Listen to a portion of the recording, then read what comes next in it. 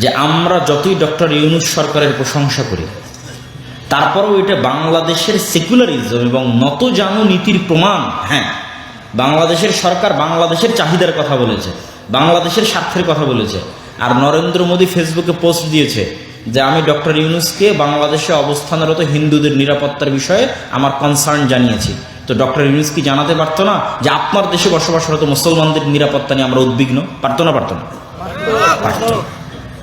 কিন্তু এটাই হচ্ছে আমাদের অবস্থানের জায়গা, যে তারা তাদের ধর্ম ভুল হওয়ার পরেও, ভ্রান্ত হওয়ার পরেও, বাতিল হওয়ার পরেও তার ধর্মে সে কট্টর।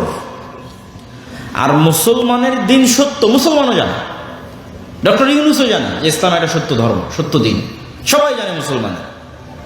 কিন্তু মুসলমানেরা এই দিনের উপর কট্টর নয়। কে কত কম্প্রোমাইজ করতে পারে, কে কত সেকুলার হতে পারে। আমাকে যদি এক গালে একটা থাপ্পড় মারে আর এক গাল পেতে দেবো, ভাই এটা তো মেরেলে,